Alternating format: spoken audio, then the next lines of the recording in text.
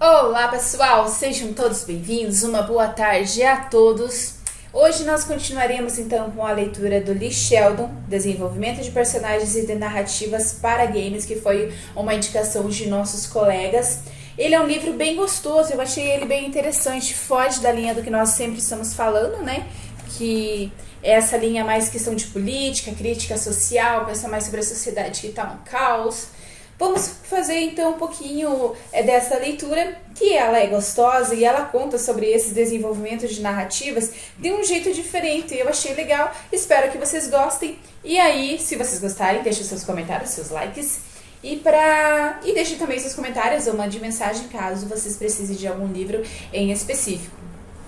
Então, direto ao assunto, parte 1, capítulo 1, Conhecimentos, Prefácio, na Caverna Iluminada por Fogo. Em uma área com poucas samambaias, foi jogado o corpo de um caçador que já estava esfriando. Um segundo caçador, ferido 2 vezes no peito e no ombro, estava nas proximidades, piscando para o sol filtrado pelas grandes folhas de uma árvore imponente. Os homens que estavam manejando facas de pedra cortavam a carne em fatias e raspavam a cartilagem de grandes amostras de pele. O trabalho foi feito com pouca graça, a velocidade era importante. A carne deveria estar fatiada para o acampamento atual da tribo o mais rápido possível, para ser queimada, e havia grandes chances de transmitir a melhor, queimada e consumida em poucas horas. A cada minuto, a carne poderia ser contaminada, e havia grandes chances de transmitir doenças, possivelmente até a morte, em vez de nutrir. A morte estava em cada bocada, tanto para os membros da equipe quanto para os caçadores. Os coletores de raízes e frutos silvestres, os cozinheiros, os artesãos que modelaram as pontas da pedra em lanças e lâminas de faca. A morte era uma companheira constante, às vezes cruel, outras vezes misericordiosa, inevitável como o anoitecer, uma companhia dependente. Quando tudo que poderia ser carregado foi retirado da besta desgrenhada e presa há um tempo, os caçadores começaram uma lenta peregrinação de volta para a caverna, que era um refúgio quando a primeira geada do outono tocava a terra, apenas alguns pores do sol antes. A carga pesada significou uma viagem lenta, e eles deviam estar sempre de guarda contra algum predador que sentia o cheiro da refeição fácil que carregavam. Por fim, a boca da caverna foi pintada e outros membros da tribo se juntaram, aguardando o retorno. Uma vez dentro dela, entre mulheres, as crianças e os enfermos, não havia idosos nesta vida. A carne foi espetada em longas estacas e colocadas na fogueira central. A pele foi distribuída para as mulheres se protegerem contra o inverno que se aproximava rapidamente. Os 2 caçadores lamentaram a perda do animal. A refeição foi consumida e o fogo engoliu a escuridão. Agora todos se reuniam em volta do fogo. Caçadores, mulheres, crianças. Finalmente a conversa sobre o trabalho do dia acabou e todos os olhos estavam voltados para o chefe dos caçadores. Ele tinha apenas um olho bom, e a mão esquerda estava necrosado, depois de ter sido atacada pelos dentes de um grande gato 3 invernos atrás. No entanto, ele foi o caçador mais corajoso de todos, o mais astuto e o mais hábil. O chefe dos caçadores esperou em silêncio, deixando-o tardar, e olhou para o fogo que faiscava e cuspiu nele a gordura animal. Por fim, quando o silêncio foi esticado como um tendão, ele olhou em volta e começou a falar. E com cada palavra que conhecia, ele contou a história da caça. Mitos e Equações, capítulo 1. Desde que as histórias de grandes caçados e caçadores começaram a ser contadas, a ouvintes impressionados e unidos em volta do fogo protetor, dos homens das cavernas aos frequentadores de cinema, temos sido atraídos pelo poder da contação de histórias. A narrativa é a linha única tecida ao longo de todo o tecido que nos entretém. A apreciação de uma boa história é um presente não conhecido a qualquer outra espécie no planeta. Ela é reservada somente para o Homo sapiens. Como outras espécies, o Homo sapiens joga. de esportes profissionais a trocadilhos de justaposições de palavras que acendem as nossas conversas. Os jogos nos agradam em muitos níveis. Gostamos de jogos por serem uma importante fonte de nosso entretenimento e estímulo para nossa consciência, uma vez que primeiro focamos os nossos olhos recém-nascidos em um mundo de possibilidades. O jogo é uma maneira de lidar com o desconhecido. Se os nossos dedos pudessem jogar com sucesso, talvez não fossem algo para serem temidos. Jogos e histórias têm muito em comum. Ambos lidam com a maneira como lidamos com o medo. Ambos podem nos ensinar sobre o mundo e nós mesmos. Ambos podem nos desafiar, fazendo-nos rir ou chorar. Ambos fazem brotar a criança interior e ambos podem nos manter jovens. Cada um deles pode existir separadamente e ser totalmente divertido, mas também há momentos em que os dois se encontram. Um alimenta o outro e se transforma em algo maior do que eram separadamente. Uma das oportunidades mais interessantes para que jogos e histórias coincidam está na forma ainda relativamente nova de entretenimento em comparação aos livros, uma chamada videogames. Eles são o foco deste livro, uma forma antiga de entretenimento. Antes de chegarmos nos elementos para a elaboração de histórias e construções de personagens, há duas questões fundamentais em que devemos pensar. Alguns mitos que precisam ser esclarecidos em reconhecimento de que jogos são um meio de interação. Afinal, queremos ouvir o nosso público. Em primeiro lugar, vamos às perguntas. Por que fazer jogos? É uma necessidade de criar? A necessidade de nos expressarmos? A necessidade de entreter?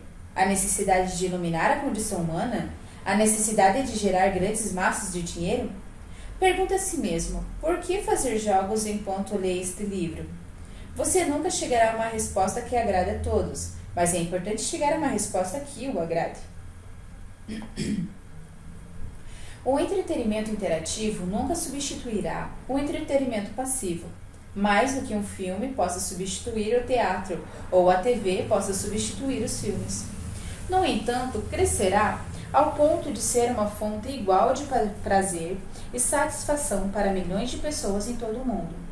As oportunidades são ilimitadas para quem tem tempo e paciência para aprender as habilidades necessárias para construir jogos e o talento para tirar proveito deles. Há dois objetivos que muitos dizem que precisam ter para alcançar a indústria. A primeira edição deste livro eu escrevi. A primeira é o entretenimento massa. A indústria de jogos pode parecer estar lá em razão da massa absoluta, mas até um único título atinge verdadeiros números de mercados de massa. Estamos apenas flertando com o conceito.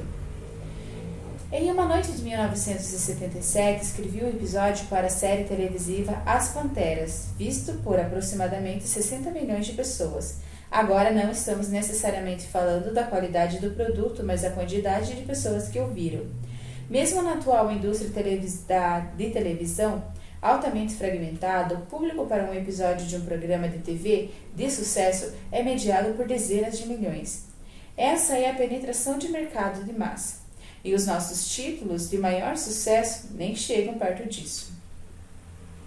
8 anos depois, Wii Sport, junto com o Wii, em 2006, já vendeu até agora 78,71 milhões de cópias. Meu recorde caiu. E sobre os principais jogos recentes? The Elder Scrolls Skyrim, lançado em 2011, vendeu 10,41 milhões de cópias. O jogo vendido mais rapidamente na história da nossa indústria, Call of Duty, Modern Warfare 3, lançado em 2011, vendeu 13,4 milhões de cópias. Isso coloca ainda o Call of Duty Modern Warfare 3 apenas em 29º lugar, atrás da dupla Grand Theft Auto e Brain Age 2, More Training in Minutes a Day, para o DS, Kinect Adventures, Gran Turismo 3 e A-Space, e 24 títulos da Nintendo, incluindo o número no parágrafo anterior. Naturalmente, esses títulos AAA da alta bilheteria são caros, mas não se preocupe, nunca ouvi falar de desenvolvedoras ou publishers de sucesso reclamando sobre não ter lucro. E mesmo que o número de vendas não correspondam aos de visualização, se olharmos apenas para o dinheiro ganho, os jogos são sem dúvida uma mídia de massa. Muitas das estatísticas compiladas sobre videogames estão apenas começando a acompanhar os jogos sociais. Grande dica! A empresa que fornece estatísticas mais úteis para aqueles, como nós, que faziam jogos é a EEDAR, www.eedar.com. Eles não compilam boatos nas estatísticas. EEDAR, ou IDAR, é a única empresa que faz qualidade de pesquisa dedicada para videogames. A sabedoria pode ser traduzida diretamente em vendas, mas caso seu interesse em tais situações seja mais casual, aqui estão algumas estatísticas interessantes de cortesia da Associação de Software de Entretenimento, ASA Entertainment Software Association. Dê uma olhada. 72% dos lares norte-americanos jogam videogame no computador. A média de idade do jogador é de 37 anos e joga há 12 anos. 82% dos jogadores têm 18 anos ou mais. 42% de todos os jogos ou jogadores são mulheres, e mulheres com mais de 18 anos são um dos dados demográficos de crescimento mais rápido da indústria. Hoje, as mulheres adultas representam uma parcela maior da população que joga games, 37% do que os rapazes de 17 anos ou jovens, de 13%. 29% dos jogadores têm mais de 50 anos de idade, um aumento de 9% em 1999. É certo que esse cenário aumentará nos próximos anos, com casas de repouso para idosos em todos os países agora incorporando videogame nas atividades. 65% dos jogadores jogam pessoalmente com outros jogadores. 55% dos jogadores jogam no celular ou com dispositivo portátil. 91% do tempo dos pais estão presentes quando os jogos são comprados ou alugados. 98% dos pais estão confiantes em relação à precisão das avaliações do Entertainment Software Rating Board. 75% dos pais acreditam que o controle parental disponível em todos os novos consoles de videogames são úteis. Os pais também enxergam diversos benefícios dos softwares de entretenimento. 68% dos pais acreditam que os jogos fornecem estímulos mentais ou são educativos. 57% acreditam que os jogos incentivam a família para passar um tempo juntas. E 54% acreditam que o jogo ajuda os filhos a se conectarem aos amigos. Hoje, essa é uma indústria de mídia de massa e se você pretende desenvolver para ela, precisa conhecer o público com um S, plural, mais de um. O segundo objetivo é alcançar algum tipo de legitimidade aos olhos dos críticos, outras mídias da população em geral. Não creio que a arte ou até mesmo o entretenimento de qualidade seja alcançado por alguém que se propõe fazer arte. Eu estou falando agora sobre arte com A maiúsculo. Uma pintura, ou uma sinfonia, ou um livro, ou um filme é considerado um clássico porque resiste ao tempo. O que significa uma frase muito usada? Que o criador desse pedaço de arte conseguisse tocar corações e mentes das gerações futuras quando a arte foi criada. Antônio Salieri foi o compositor estrela da corte socialmente consciente do Sacro Império Romano José II, mas é Mozart a quem estimamos.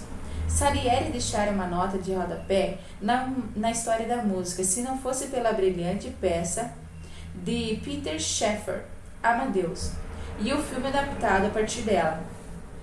Mas, mesmo com a nova fama, a obra de Salieri não é muito escutada ou executada hoje. A arte persiste, a opinião popular some. Só um minutinho.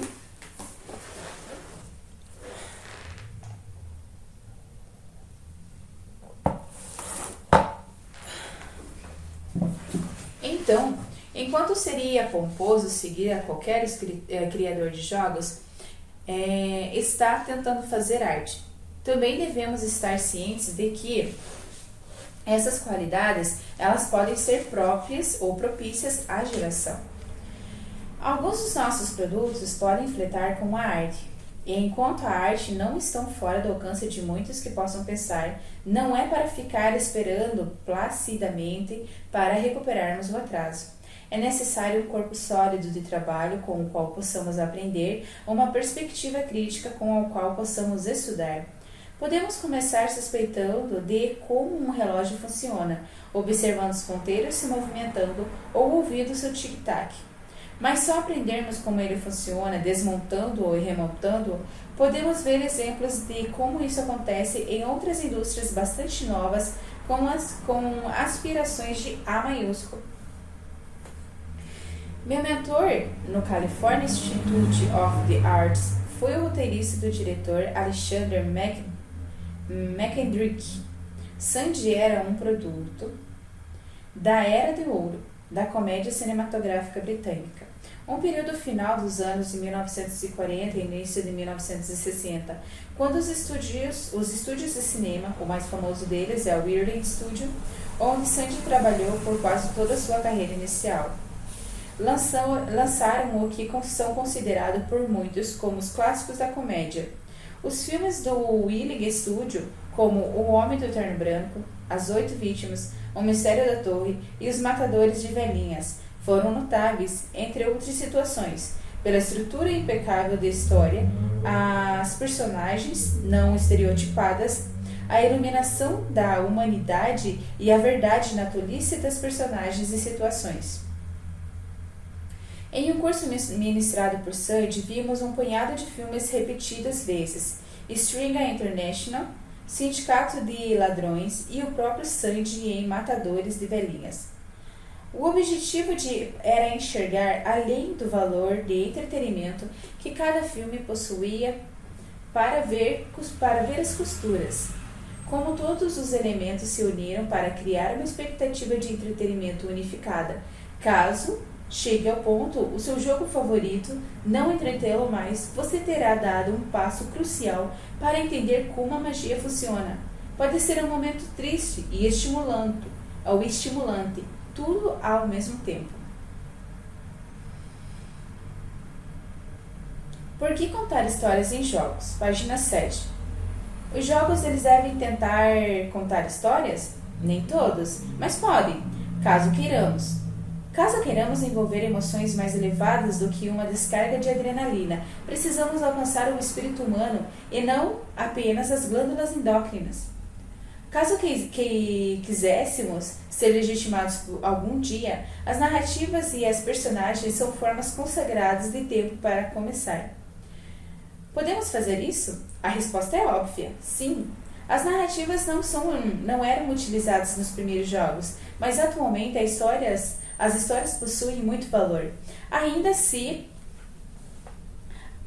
debate se as narrativas e o gameplay podem ser projetados em conjunto de dados em dado momento. Recentemente tive essa discussão com um norueguês. A história e o jogo precisam parar de brigar como irmãos mal criados, competindo pela atenção dos pais. Chegamos nessa luta novamente para explorar o mito número 2. Podemos fazer bem isso? Ou podemos fazer isso bem? Claro que sim, com um pouco de imaginação, talento e técnica. Imaginação e talento não podem ser ensinadas, mas podem ser incentivados.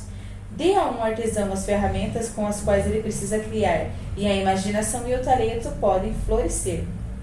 As histórias estão presentes em todas as outras formas de entretenimento trabalhadas, em algumas como teatro ou novelas, uma espécie de extinção graças à internet. A história é muitas vezes preeminente. As limitações de produção colocam um adicional necessário em cima do bom desenvolvimento. Eventualmente, se queremos algum tipo de conhecimento crítico, pelo menos como massa, é hora de conferir o desenvolvimento dos videogames.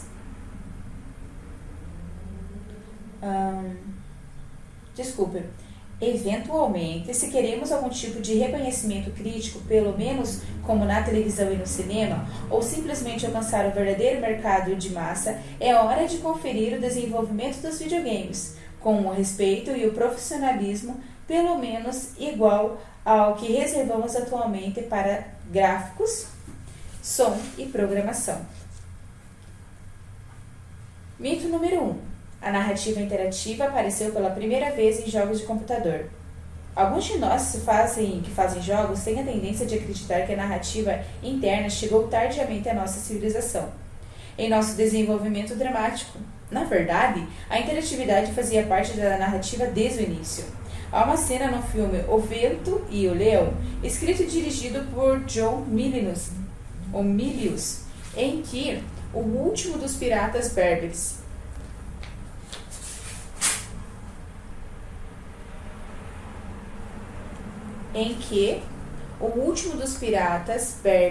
um chefe do deserto interpretado por Sean Connery, está relatando a história de vida em mais uma fogueira de acampamento. À medida em que ele relata o conto para o público, interpretado por Candice Bergen, os homens, tendo ouvido isso, muitas vezes sabendo quase tão bem quanto ele, se sugeriram-lhe contar as partes mais importantes e impressionantes.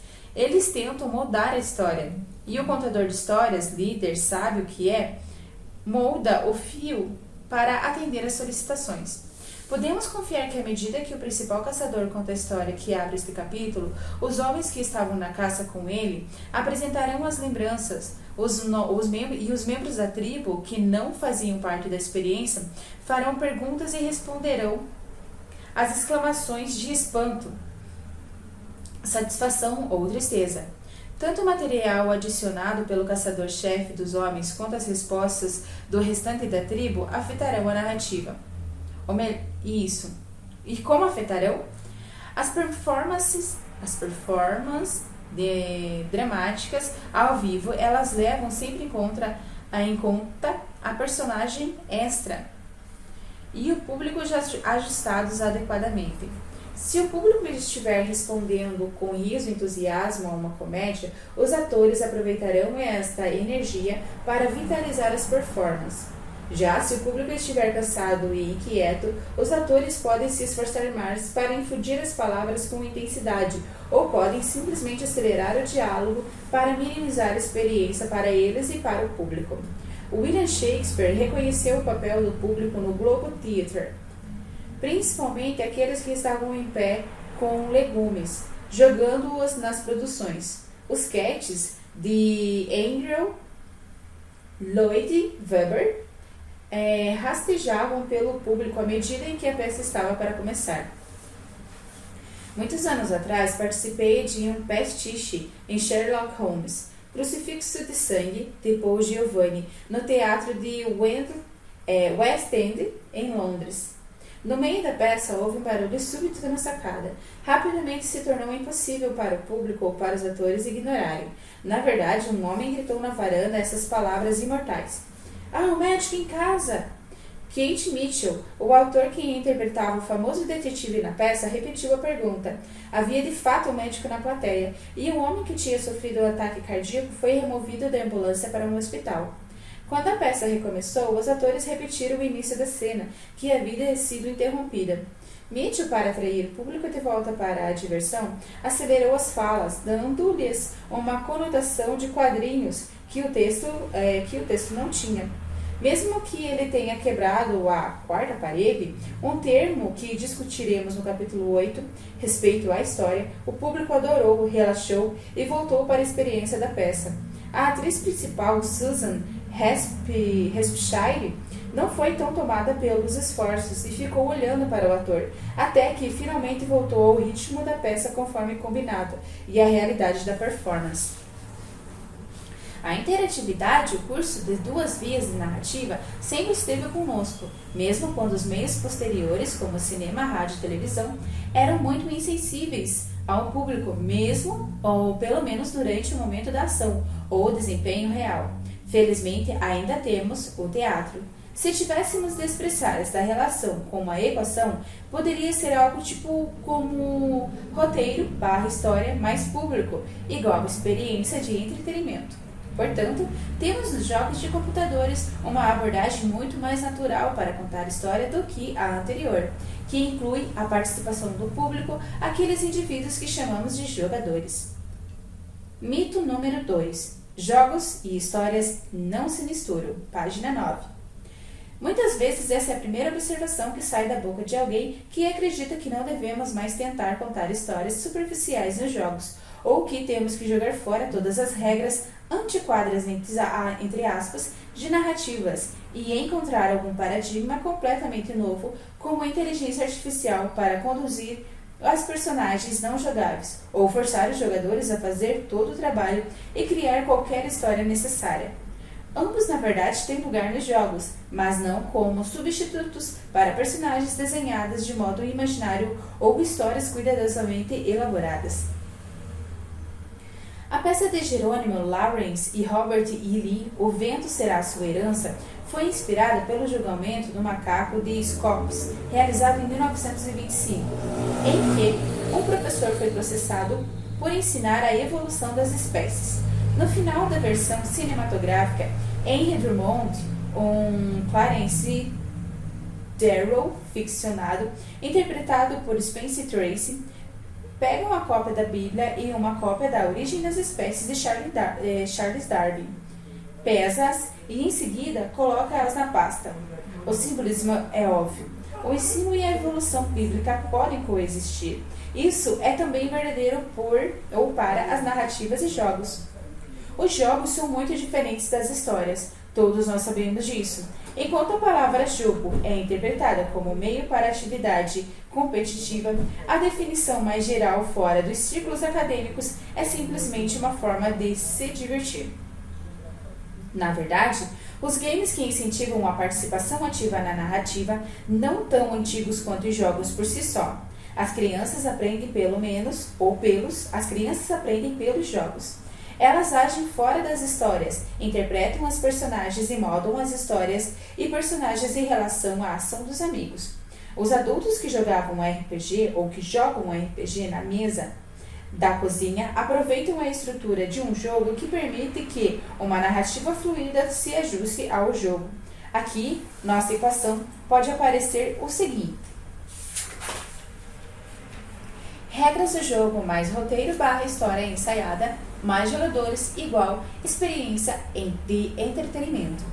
A chave para uma experiência de entretenimento gratificante está no equilíbrio das partes. Equilíbrio é uma preocupação fundamental em muitas áreas de design de jogos, assim como escrita. Você descobrirá que é um dos temas principais que voltaremos a abordá-lo neste livro.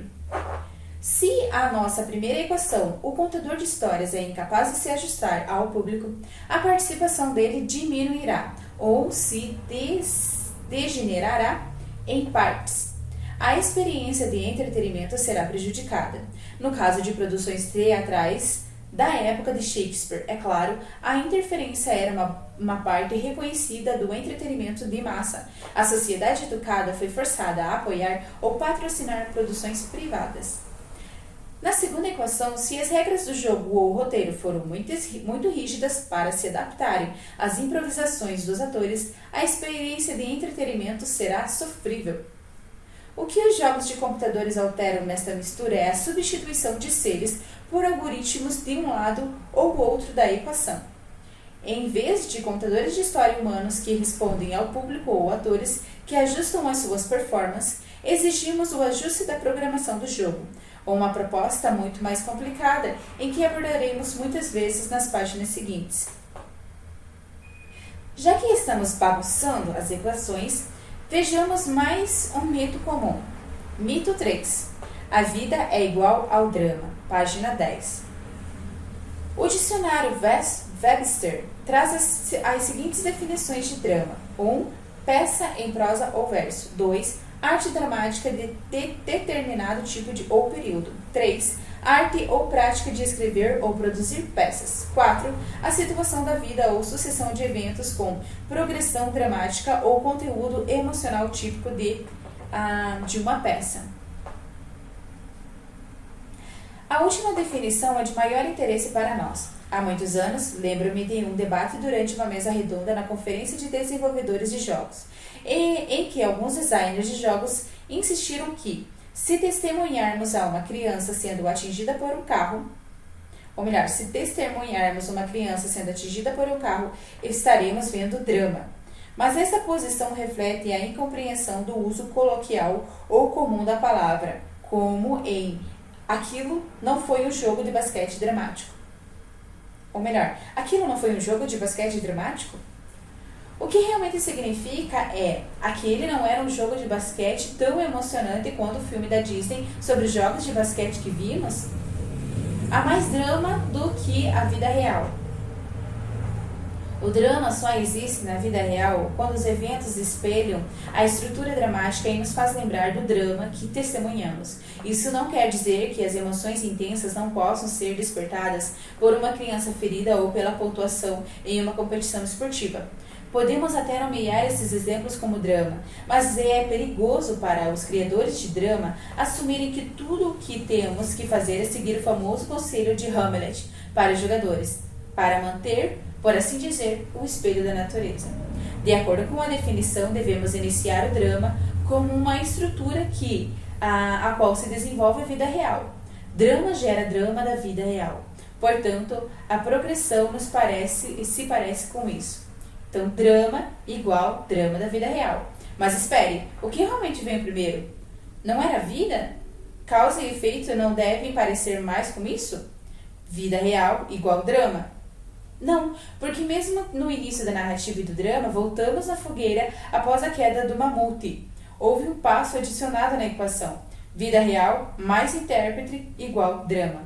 O drama é construído sobre a reflexão que os seres humanos fazem com a relação aos incidentes e aos conflitos da vida real e é comunicado a outros seres humanos. E o drama é construído a partir do contexto humano que envolve as realidades da vida interior. Apenas adicionar um intérprete na equação não garante o curso do drama.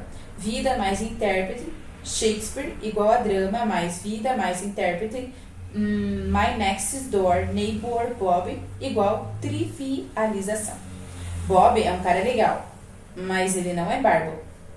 Ou melhor, não é bardo, com D.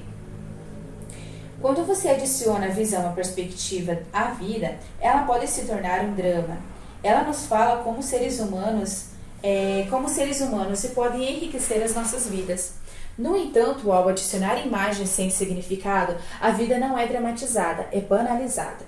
Vamos explorar um pouco alguns dos blocos de construção de drama e ver como eles se relacionam com a técnica do desenvolvimento para jogos. Última equação. Ok, vamos resumir todos os conceitos inatingíveis que acabamos de abordar. Esqueça arte, esqueça drama. Há uma equação primária que conduz todas as indústrias em entretenimento.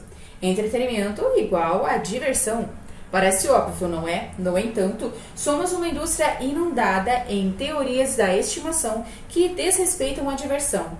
Novos paradigmas que ignoram descobertas estrondosas e passadas que só parecem novas para os descobridores, não porque têm conhecimento da curta história da nossa indústria. Muitas dessas teorias de estimação, novos paradigmas e descobertas estrondosos foram experimentados e falharam miseravelmente. Parafraseando Jorge Santayana, aqueles que são ignorantes do passado serão condenados a esquecê-los. Atenderemos algumas solicitações do nosso público. Ainda na página 12. Nós, contadores de história, temos uma boa ideia do que queremos do nosso público. Queremos que ele se divirta. Mas o que é que eles querem de nós? Se ouvirmos com atenção, eles nos dirão: leve-me para algum lugar que nunca estive. Faça-me ser alguém que nunca poderia ser. Deixe-me fazer coisas que nunca poderia fazer. Obviamente, todos os meios de entretenimento têm a oportunidade de levar o público a um lugar que ele nunca foi, mas apenas alguns meios adicionam os outros dois. Um parque temático, bailes de máscaras, simuladores, ação ao vivo e, é claro, videogames. Caso possamos atender a esses 3 pedidos tão triviais, teremos sucesso.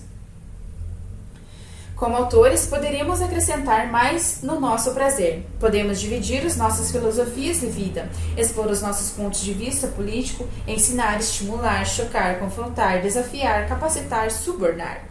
As escolhas são ilimitadas, mas é a partir desses 3 pedidos do nosso público que se abre a porta para todos os outros seguirem. Eles estão no centro de certos fiadores místicos de entretenimento, como suspensão voluntária da descrença e imersão. Isso nos trará muitas situações boas se mantivermos esses conceitos e perguntas em mente enquanto trabalhamos. Página 13. A história continua a mesma.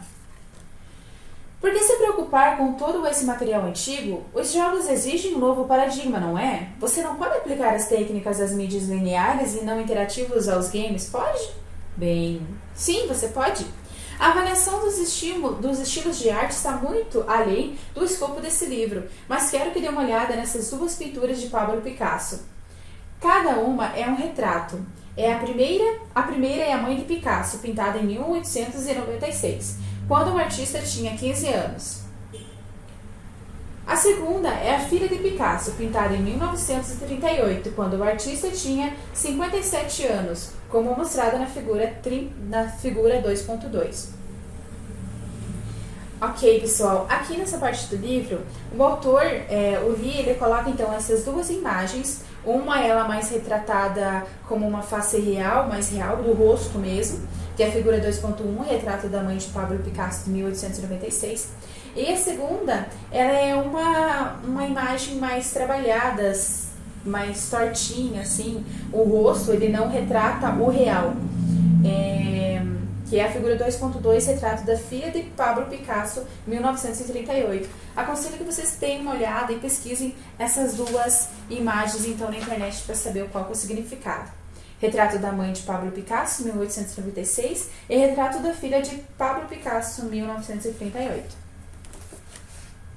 A questão não é de qual pessoa Picasso gostava mais, ou qual retrato você acha mais bonito. A questão é que Picasso não acordou uma manhã e, por pura criatividade e imaginação, começou a pintar no estilo cubista, em que ele e Georges Braque foram pioneiros nos anos em que antecederam a Primeira Guerra Mundial e que é a mais associada a eles. Então assim, é o estilo cubista, observando a imagem.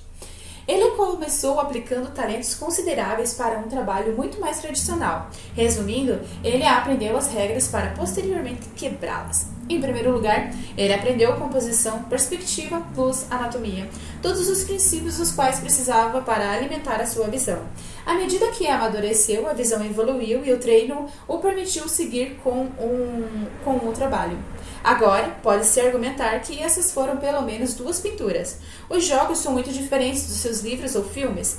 Um dos temas centrais desse livro é, peço desculpas para Marshall McLuhan, que o meio não é a mensagem. Os princípios da construção de narrativas tanto podem aparecer para modificar, de fato, como permanecem os mesmos. Para contar histórias, mesmo no meio de relativamente novos jogos de computador, podemos estender esses princípios e até mesmo encontrar novos. Ignorar os fundamentos da construção de narrativas encontrados em outros meios de comunicação é criar um trabalho que não toca o público e os jogadores, mas há algumas pessoas em nossa indústria que defendem essa tese. Elas argumentam que os jogos de computadores são uma forma totalmente nova de entretenimento que deve desenvolver os seus próprios novos paradigmas. No entanto, outros aspectos do nosso meio que abraçamos como os nossos só são realmente construídos a partir de princípios emprestados de outros meios de comunicação. As nossas interfaces imitam os sistemas de controle do mundo real. Nossos gráficos têm como base a história da arte e animação tradicional. O trabalho pioneiro como inteligência artificial foi feito muito antes do primeiro jogo de computador. Se os programadores podem aceitar pesquisas a partir de fontes que não são jogos, e se os artistas podem aplicar regras de composição e utilizar a iluminação de chiaroscuro, nos nossos jogos, então deve ser óbvio que os desenvolvedores de jogos também podem aprender com aqueles que vieram antes de nós. Tem uma notinha aqui no livro, na página 14, pessoal, que está escrito: saiba mais. Chiaroscuro, técnica de pintura que contrasta luz e sombra fortemente. Normalmente, George Santayana é mencionado e, com frequência, é mal interpretado ou parafraseado. Eis aqui, retirado de Motivo em Senso Comum, o que o pobre homem de fato escreveu. O progresso, longe de consistir em mudança, depende da reintentividade. Aqueles que não conseguem se lembrar do passado estão condenados a repeti-lo. Repetindo, bem interessante. O progresso, longe de consistir em mudança, depende da retentividade. Aqueles que não conseguem se lembrar do passado estão condenados a repeti-lo. Richard A. Burtlow, em Designing Virtual Worlds, escreve: você tem que compreender um sistema antes de desafiá-lo. Aqui temos uma introdução para alguns materiais lineares e não interativos que estão muito ávidos por mudança. Página 15. Aristóteles e aqueles outros gregos lá. Devemos muito aos gregos por tudo, desde a democracia à Atlântida, e é claro, pela escrita também. Aristóteles não foi o único grego que tinha informações úteis para transmitir. Vamos voltar às páginas da história e dar uma olhada. Aristóteles, 384 e 322 a.C. Foi filósofo, escritor e professor, aluno de Platão e possivelmente tutor de Alexandre, o Grande. Tem uma figura dele dentro do livro também na página 15. Embora haja alguma dúvida sobre essa crença popular, é realmente verdadeira. Isso a torna uma grande história.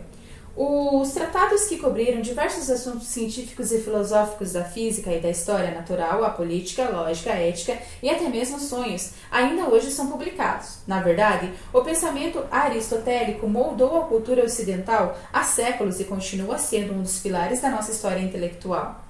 É com Aristóteles que somos apresentados ao conceito Deus ex machina, Deus surgido da máquina, que é fortemente mostrado para descrever um desvio fortuito no enredo, pelo menos para o autor, que envolve a ação final em uma história. Podemos enxergar esse conceito com certa severidade, mas na época de Aristóteles era simplesmente um dispositivo perfeitamente respeitável, dado que a maioria das histórias foram estabelecidas em movimento por deuses práticos sobre o Monte Olimpo. Foi Aristóteles quem propôs o argumento base, lógico, que consiste em duas premissas e uma conclusão. Todo grego é humano, todo humano é mortal, e todo grego é mortal.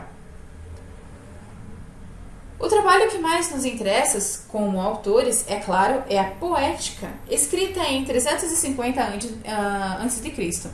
Como a maioria dos textos de Aristóteles, não há um monte de palavras na poética, mas ela é embalada por ideias. Mesmo que Aristóteles tenha se preocupado principalmente com a tragédia e a poesia épica, e brevemente com a comédia, várias ideias ressoam ainda hoje no nosso drama, literatura, filmes e jogos. Ele foi o primeiro escritor a abordar a reversão dramática que os últimos anos desfruta de uma intenção revivida dos livros e de roteiros. Esse conceito é muito importante, por isso tem o seu tópico próprio no capítulo 9, como trazer a história à vida, e vamos examiná-lo em seguida. Expandindo-se à observação de Platão, de que a arte imita a vida, Aristóteles começa a poética com 3 elementos daquela imitação ou representação: o meio, ou tipo, de arte, como música, poesia e teatro, os objetos de imitação, definidos como homens em ação, os protagonistas de hoje, e a maneira como a imitação é apresentada, seja como narrativa ou drama. Aristóteles observava que a capacidade de imitar está presente nos humanos desde o nascimento, e é assim que aprendemos. E ele nos aponta que gostamos de ver os outros imitando. Esse prazer dá origem a tudo, desde o homem mais antigo, que imitava os animais caçando em danças rituais, e até uma das principais razões pelas quais as pessoas assistem às peças, filmes e drama de televisão até hoje: atuar e fingir, fazer de conta, imitar. O segundo elemento do nosso interesse é do nosso interesse porque esse homem-ação é o personagem do jogador em jogos. E Aristóteles classifica esse homem de ação em 3 maneiras. Primeiro, as personagens que são melhores do que as pessoas na vida real. Essas podem ser heróis trágicos como Édipo, Hamlet, Cidadão Kane, Anakin, Skywalker, ou mesmo Dave Boyle, a personagem interpretada por Tim Robbins no filme Rio Místico. Em 1983, o jogo de aventura baseado no texto de Mitchell Berlin, Infiel, deu aos jogadores uma personagem tragicamente equivocada para os jogos. A PJ, personagem do jogador, estava obcecado pelo trabalho, arrogante e motivada e, basicamente, esse calcanhar de Aquiles a matou. Alguns comentaristas consideram isso como um final distorcido. Não se trata disso, é claro, mas é a única conclusão lógica para um herói trágico clássico.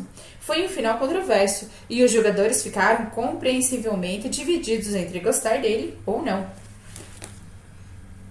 Um minutinho.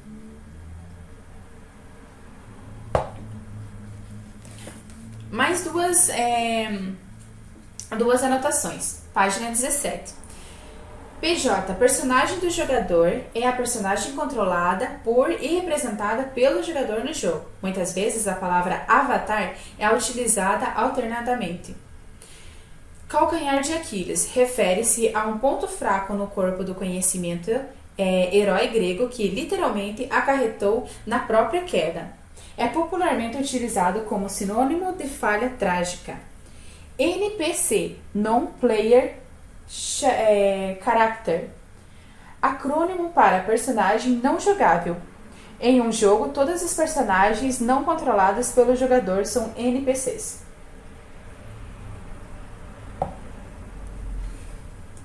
Não encontramos muitos heróis trágicos em jogos por 2 razões principais. Primeiro, eles são figuras incômodas, mal assombradas e muitas vezes solitárias. Os jogos são destinados a ser divertidos. E esses caras não são divertidos. Em segundo lugar, o papel de herói é na maioria das vezes feito pelo jogador do personagem como em qualquer outro jogo de tiro em primeira pessoa, como Crysis ou na maioria dos jogos de ação em terceira pessoa, como o Uncharted 3, Drake Deception e Drake Deception. As personagens do videogame eles podem ser mal assombradas, mas raramente são trágicas. A série de terror de sobrevivência Silent Hill, ela flerta com a tragédia nos temas de psicologia distorcida. Mas o fato de que a interatividade de um jogo coloca o jogador em uma história significa que os jogadores realmente não querem ser heróis trágicos com um final ruim. Em raras ocasiões, vemos esse tipo de personagem como um NPC, a sigla para Non-Player Character, ou personagem não jogável. Por ser raro, pode representar ou apresentar surpresa e profundidade para a história de um jogo. Ari Bash, de Neverwinter Nights, é um exemplo de uma mulher que começa com uma típica bebê heróica, e até mesmo com uma missão e um entregador de missões e um mentor. Mas à medida que a história se desenvolve, a amargura pela morte do marido e o desejo de vingança distorcem o pensamento dela, ao ponto de se tornar uma das generais mais premiadas entre os vilões-chefes. Perto do clímax da história do jogo, discutiremos os diversos os papéis que as NPCs podem desempenhar nos jogos no capítulo 4, Papéis dos Personagens. Uma maneira de conseguir o bolo heróico e desfrutá-lo é ter a personagem do jogador para um final sangrento, mas sacrificando-se para uma boa finalidade. A personagem pode ser uma figura nobre desde o início ou se redimir por seus erros. Temos muitos exemplos anteriores, mas os jogos coíbem os últimos, novamente, por conta dos elementos de jogo. A razão pela qual os jogadores compram os games é para ter uma sensação heróica, na definição mais comum que discutiremos posteriormente. Os heróis em jogos são os heróis arquetípicos,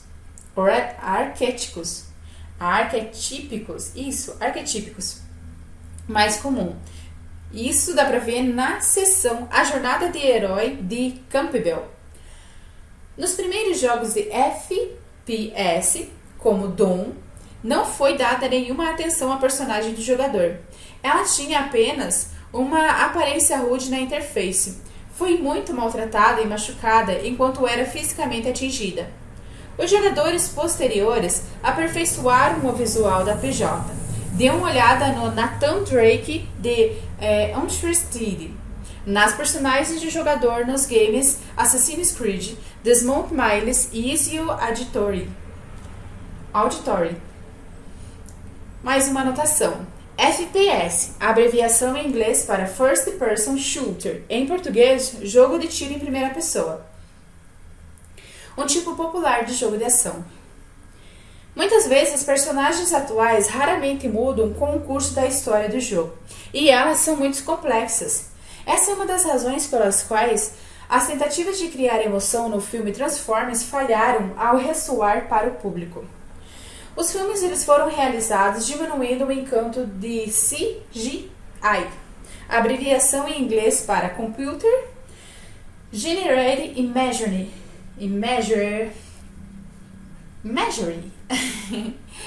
Imagens geradas por computador. E do espetáculo e não da personagem. Quando ficou frente a frente com as personagens sobre as quais não sabiam nada, exceto por uma lista de verificação de fatos, personagens sem capacidade de crescimento, o público deve ter perdoado, mas por não ter se importado com o que aconteceria com elas. No entanto, outras personagens são mais complexas, mesmo considerando as restrições de personagens do jogador. Já mencionados anteriormente, as personagens do jogador Silent Hill revelam muitas vezes ter mais acontecimentos dentro de si do que em heróis padrão, em que as distorções revelam elementos do passado e do futuro. Isso pode torná-las ainda mais interessantes para jogar.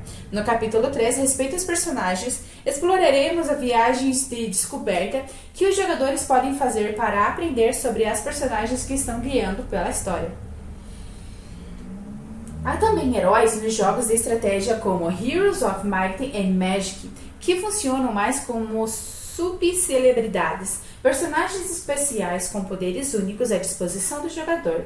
Em Age of Empires, Company of Heroes e jogos semelhantes de estratégia, o jogador torna-se herói com poderes divididos para manipular soldados, agricultores e civilizações inteiras.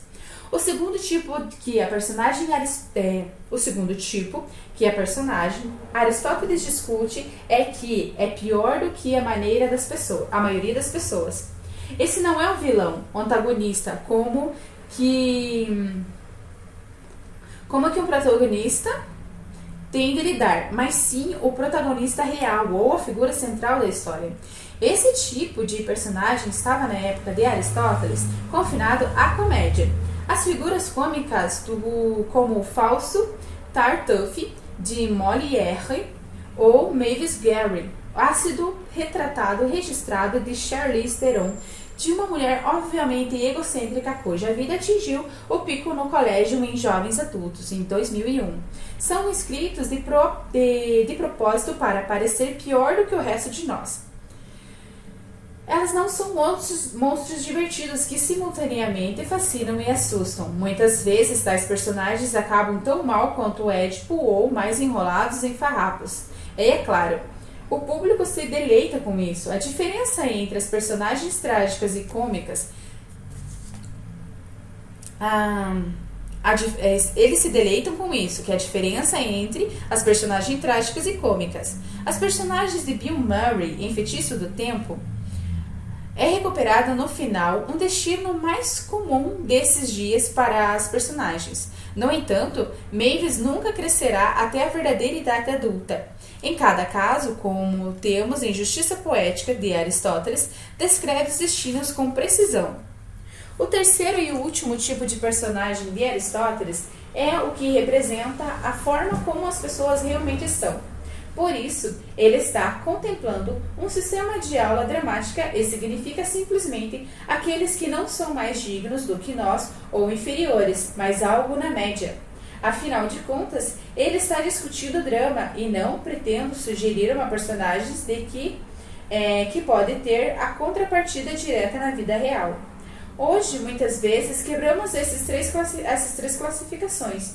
Distorcemos e viramos, combinamos ou subtraímos os elementos essenciais que definem os modelos clássicos. É importante lembrar que o drama e a poesia analisados de Aristóteles foram muito restritos e os são há séculos. Embora haja muito a aprender com ele e seus amigos, devemos também estar cientes de maneira como a nossa literatura moderna e o drama evoluem. Por exemplo, hoje temos o anti-herói, personagem particularmente popular no final dos anos de 1960 e início dos anos 70, quando os escritores em todos os meios criaram personagens que lutaram contra o establishment. McPurpy, o paciente rebelde na instituição mental do estado de Oregon em um estranho no ninho, e Luke, do romance do ex-presidiário Don Pierce, Rebeldia Indomável.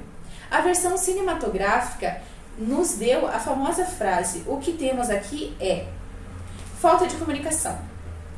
Paul Newman, ator que interpretou Luke no filme, já construiu um nicho anti-herói por conta própria alguns anos antes de filmes como Desafio à Corrupção e O Indomado. Mas o que acontece com os anti-heróis? Muitas vezes eles têm finais confusos, assim como os antepassados trágicos. Mad Murphy é lobotomizado. Luke é morto. Mais uma vez, não são necessariamente as personagens com as quais os jogadores podem querer jogar.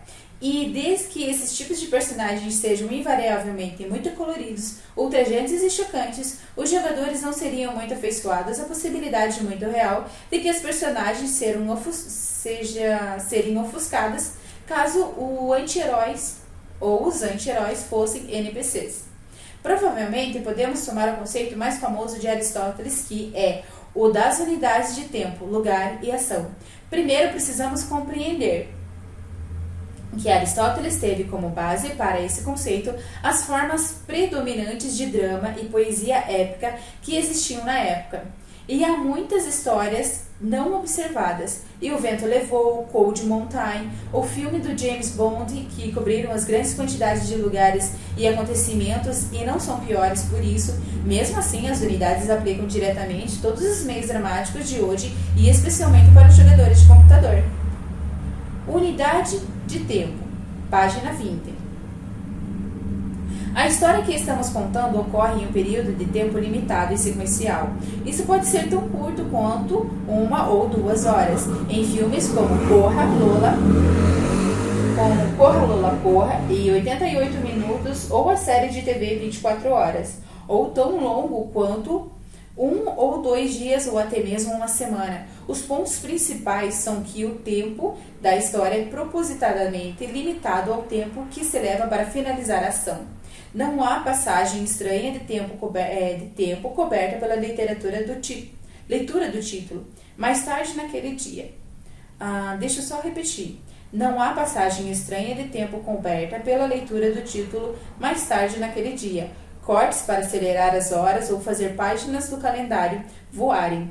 E quanto menos tempo se tem, pode haver mais tensão. Isso é perfeito para os jogos de computador.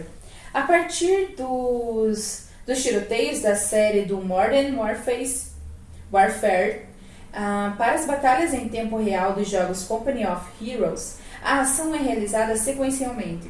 Os níveis de jogos, bem como os atiradores em primeira pessoa, e os jogos de ação que podem ser conectados em um percurso de derrota, são uma história episódica, completa dentro de si.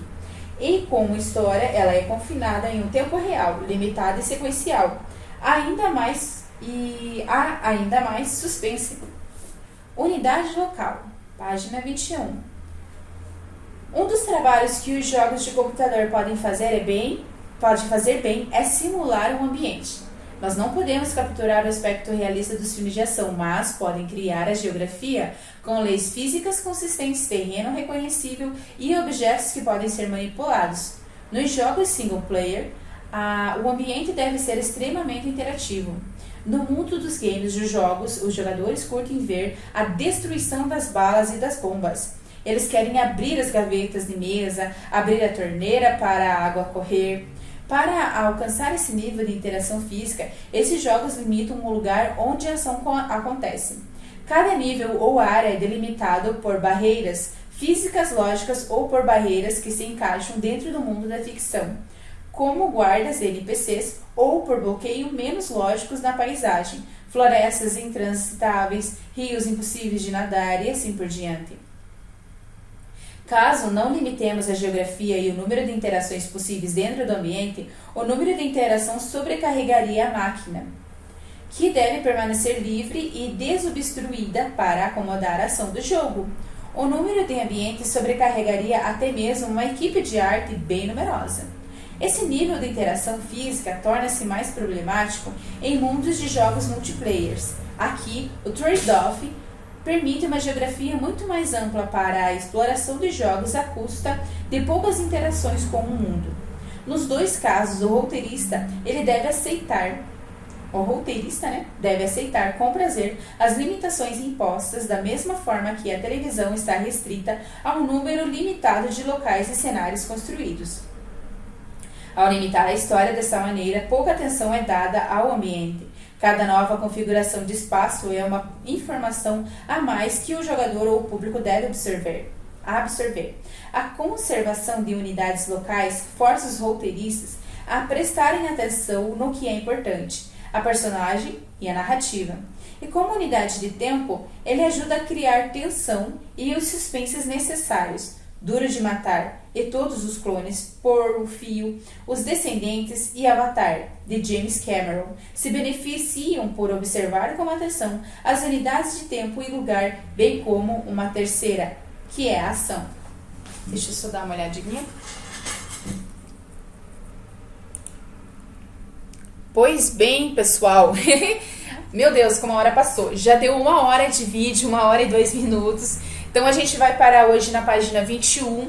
Eu espero que vocês tenham gostado dessa leitura, que vocês tenham gostado desse diferencial. Se alguém também tiver alguma leitura e quiser sugerir, pode me mandar uma mensagem ou deixar nos comentários. Agradeço muito a todos que estão participando, que ainda estão no canal. Agradeço de coração, pessoal. Até o próximo vídeo. E não esqueça de deixar seu comentário, seu like. Muito obrigada mesmo. E até mais, que já tá dando quase 1 minuto e 3 minutos, 1 hora e 3 minutos. Vixe! Mas obrigada por tudo, pessoal. Espero que tenham gostado. E até mais.